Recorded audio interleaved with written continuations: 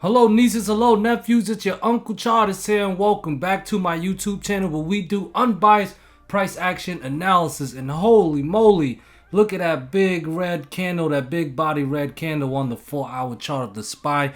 We had a nice sell-off intraday and I can't wait to talk to you guys about it. But before I do, I want to give a shout out to one of my Discord members, Lay. I call him Lay for short. He's been trading with me for almost 2 years now. Made $14,000 in one day. That's really awesome. I want to say a big congratulations and shout out to Lele on his trading performance today. He wrote a paragraph here. He talked about his style, how his trading approaches, what his tactics are. And his approach to trading is very similar to Uncle Charter's, but he modified it just a little bit to suit his own personality and stuff like that, okay? But what I do want to talk to you guys about as far as what Lele wrote is this. So around 11:36 here, Lele wrote, "Signing off now. Good luck, everyone. I feel if I don't stop, I will lose all my gains.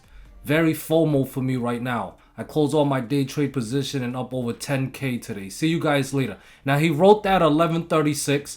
He ended up ending the day plus $14,000. But what I really respect about Lele, what he wrote here is, "I feel if I don't stop, I will lose all my gains." Very FOMO for me right now. Okay, so even more than the gains he made today, what impressed me the most is his ability to control his emotions. Guys, as traders, we do not want to ignore our emotions. We don't want to avoid our emotions. What we want to do is navigate it. Okay, navigate it like someone who's a captain of a ship. Okay, we don't avoid the big waves in the sea, right? We navigate, through all the chaos.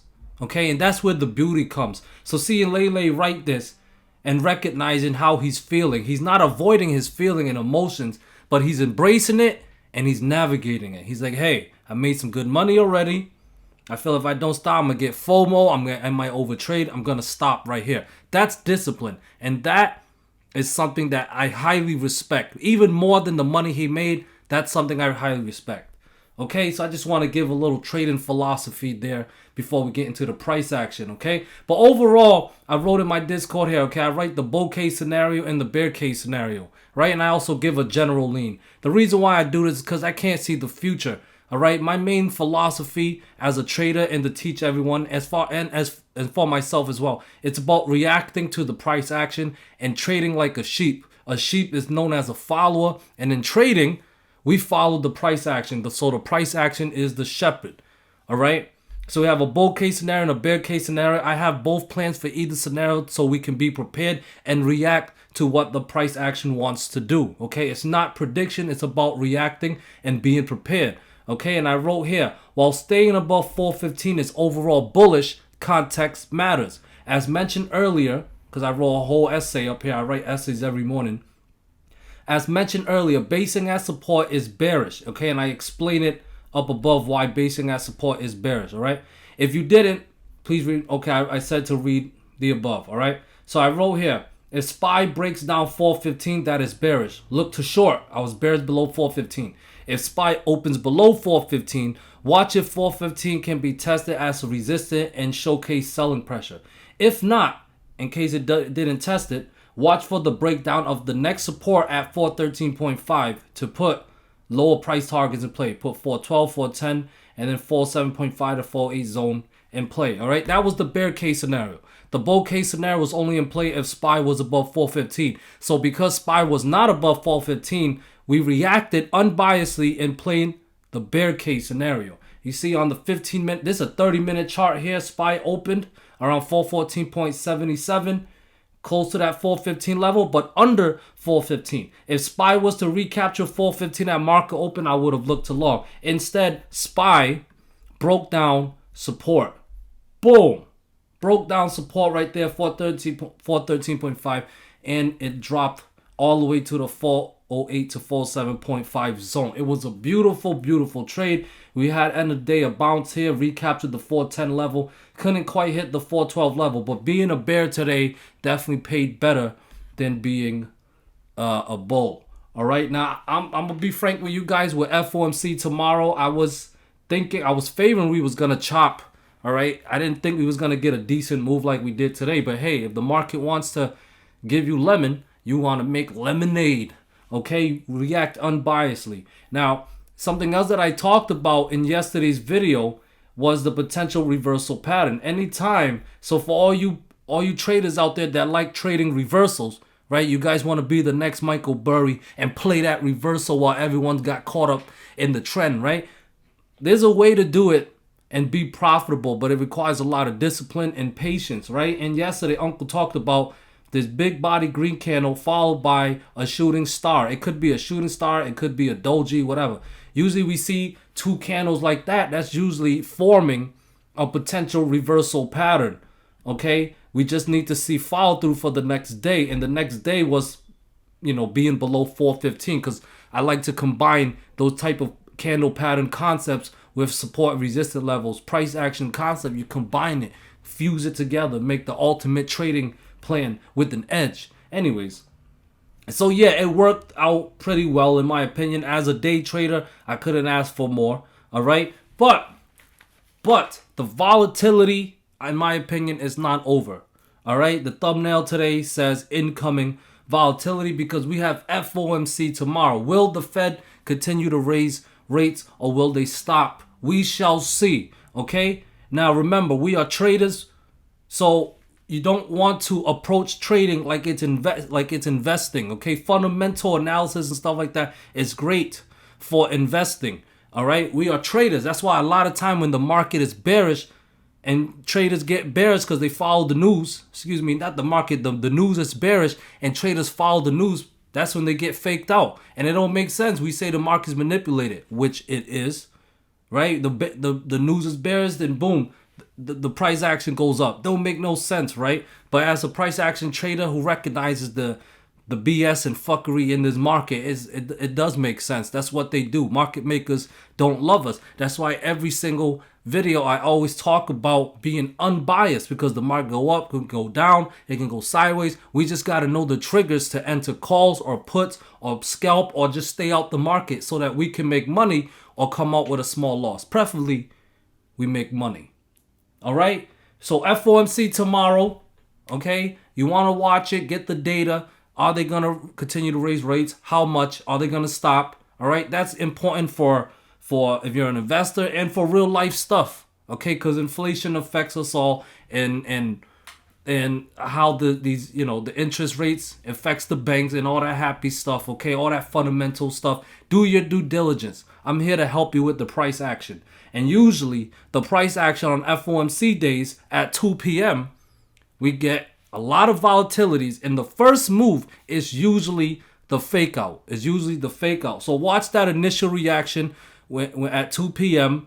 Are we gonna go up or are we gonna go down? And that's usually not 100%, but more often than not, we want to tip the probability into our favor. Okay, so it's not 100%, but more often than not, we get a fake out at 2 o'clock, and then 2:30 the real move come when Powell speaks. So keep that in mind for tomorrow. Size down, okay? Don't take on too much risk because there usually is a lot of volatility, and you could get screwed. All right, so size down.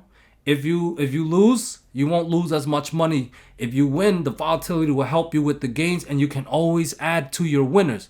All right, in my opinion, tomorrow the best trade setups to take are the false breakouts and the false breakdown setups. Watch out for the fake out. If you don't play the fake out, you play that 2 p.m. move, right? Be quick to take your profits, take your money and run. If you believe in more, of the move, upside, downside, leave a runner. So that way you secured most profits, right? Risk management, right? You secured most profits and you still have some skin in the game in case the market continues to move in your favor. And like I said, you can add to your winners. All right. But other than that, there's usually fake outs from 2 p.m. and the real move at 2:30ish. Watch for the false breakout, false breakdowns. Okay, guys, good luck for tomorrow. All right, as far as the levels, 410 is support now. Bulls need to recapture 412, 413.5 in this purple trend line at 415. 415 had a lot of selling pressure, and now we have a false breakout setup. As long as below 415, this bearish trade setup stays intact. All right, so if you're a bull, you want to see it clear 412, 413, and 415. Needs to get above 415 if bulls want more upside, higher highs. All right, above 415 is bullish. If you're a bear, you want to see the breakdown of 410. I have a new fib level at 8.85. All right, and the critical 406 level. This pink line right here, like I said, we had a lot of buying pressure back in early April. The false breakdown of that level triggered a very nice move to the upside. All right, so a loss of 4.6 would be bearish, and I would favor a test of the support of this mega phone pattern. Okay, so below 410 and 8.85, that's bearish. Above 410 and recapture of 412, that's bullish. But I really need to see 415 cleared. We do got a gap around there. 415 to 415.5 is for the gap fill. If that clears, maybe we can go back and test Monday's high and the test of the top of the megaphone pattern. It looks a lot better. The blue lines, it looks a lot better on the 4-hour chart.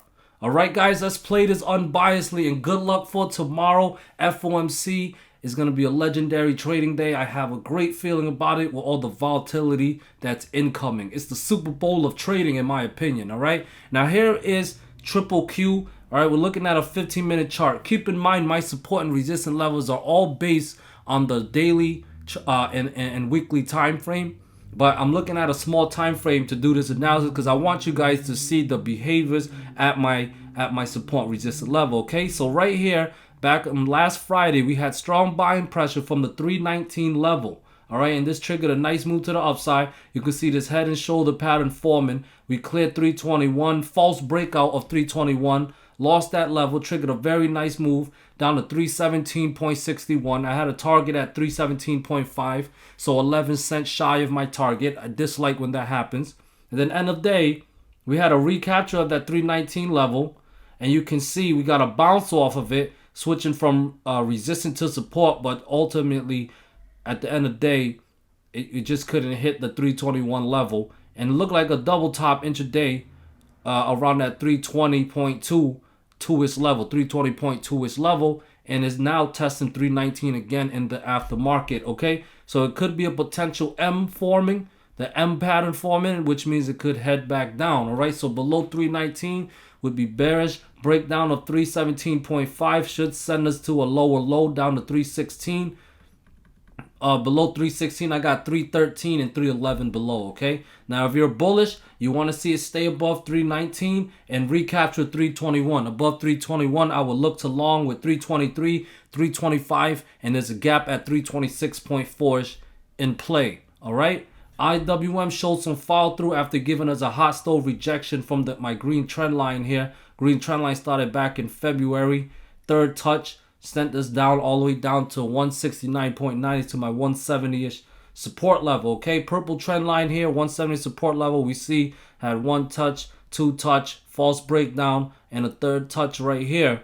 Okay, so 170 is lost. It could be bearish. We could see a lower low. The previous pivot low was at 167.4. So if it goes test again, it's a good chance we break down 167.4 and go test 165.5 and even lower. All right, if you're a bull, you want to see it stay above 170. All right, recapture 172.5, and at this point, I need to see it recapture 175. That's my 23.6 fib level that I redid from February high down to March low. So above 175 could break out this green trend line and recapture the 23.6 fib level, and could be bullish.